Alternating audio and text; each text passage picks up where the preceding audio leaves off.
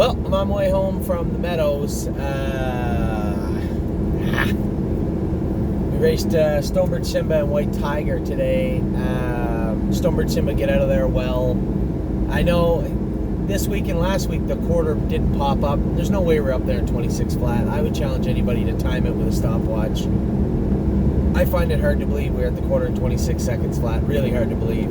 It felt quite a bit slower, and I know people say, well, 26 and 3, 26 and 4. There's quite a difference between 26 and 3 and 26 and 4 and 26 flat.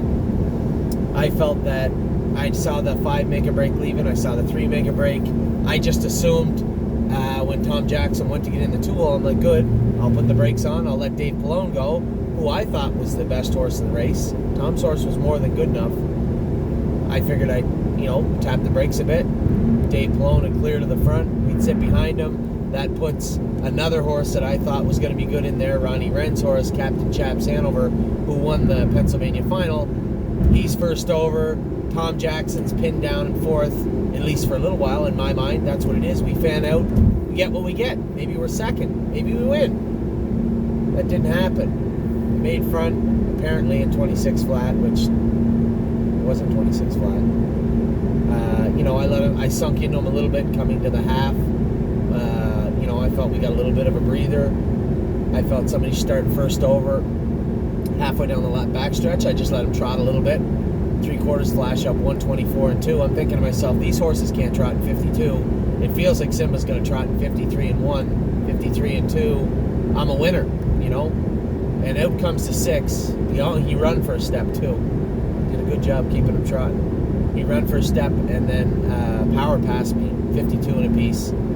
Dave Pallone went inside what I thought was 6 to 14 pylons. I thought he went inside pylons, but whatever.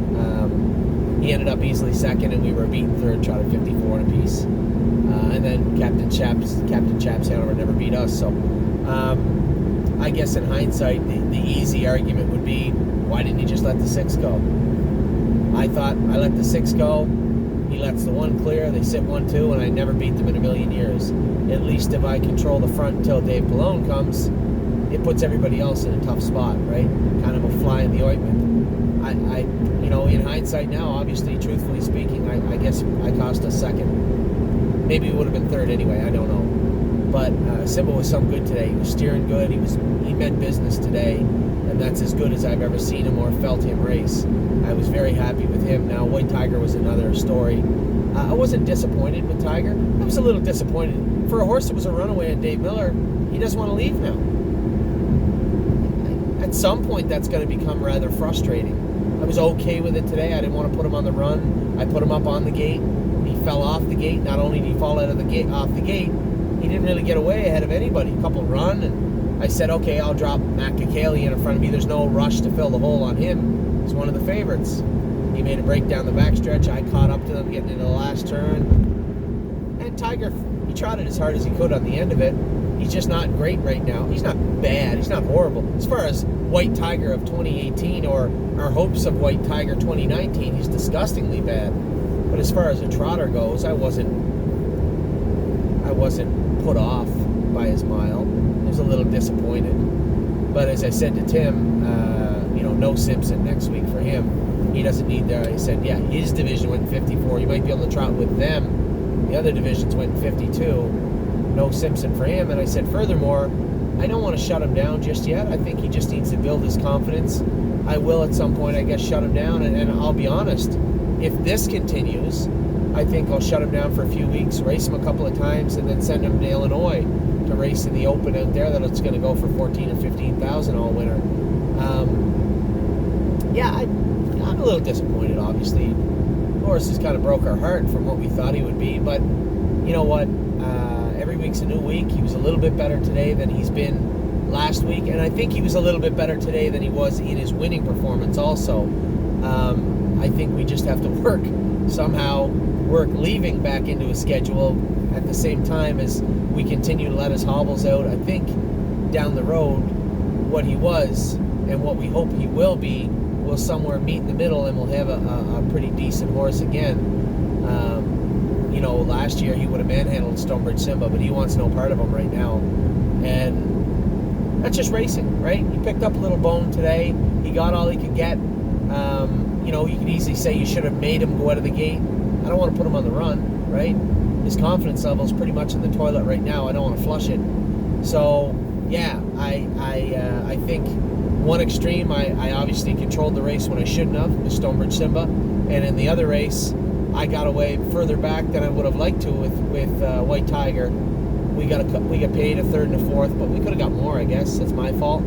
I was watching, for those of you who are paying attention, I was watching the online auction at OnGate. For those of you who are really paying attention, I purchased an Angus Hall filly. I actually bid on the other one, but I said, even at 7 or 75, whatever the other filly went for, and I like the other filly as much or more, this wasn't a blind purchase. A good friend of mine was at Winback and inspected those horses, looked at both the Angus Hall fillies, and told me that he really liked Girls with Swirls. And he liked the other filly, but not as much as Girls with Swirls. So I think we got a nice Angus Hall filly for $6,700 American, which is what, about, I don't know,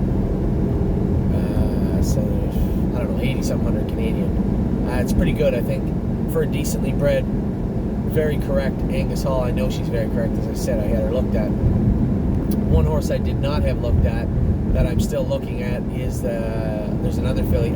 I'm hesitant to say who it is because it's not just our clients that watch this. There's one more filly coming up later on that I will be bidding on. She's probably going to get up around 10 or 11,000, but looks good on pedigree. What the hell? I don't care. It's the He's Watching filly, third last one in the sale, the second best yearling video of all time behind Zeb's Sunshine was this horse. If you have a minute to go on and look at the yearling video of the third last horse in the sale, the He's Watching filly, I recommend you do so. Fantastic. Maybe Steven Spielberg shot it, I'm not sure. Anyway, a pretty decent day. I was very impressed with Stonebridge Simba. Those were some Bearcats he was in with, and he gave them all they wanted. 6 horse kind of got away, gave us a little bit of a beat. And obviously I should have just let him go in the first turn and followed him. So in hindsight, my apologies. I just thought Dave Palone would be coming, and he didn't. So that's on me. In regards to White Tiger, I thought he did all he could. I felt that his confidence was starting to grow.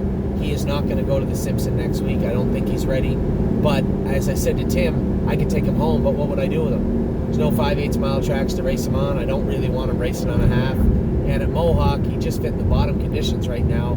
I'd rather find a spot in North America for him to race at. And I would race him on a half if I thought there was some cakewalks. When I buy Elysium Lindy for $55,000, he wins a preferred 3 and gets thumped in a preferred 2 at Flamborough. Now, he wasn't awesome that night, but still, he got beat. There's no cakewalks there. So I'm looking for the path of least resistance for White Tiger. If anybody out there happens to have any ideas, that would be great. We have affiliate trainers at almost every racetrack in North America. So I'm open to anything at this point. I think he fits. Tim says he's not one as a 5, but not 8 or something. I don't know how the classes work here. He said they go around 55. He tried a 55 today. Anybody can drive him now. He's at least very safe and actually very polite to drive now. So I think anybody can drive him. I certainly don't have to be driving all over the place to go with him. But as I said, I think White Tiger will come back to be a version of what we hoped he'd be. I doubt the version that we all dreamt he'd be, but I think he's getting there. He's learning to trot in a different way than he ever has. He's putting on different muscle. He's using different muscles.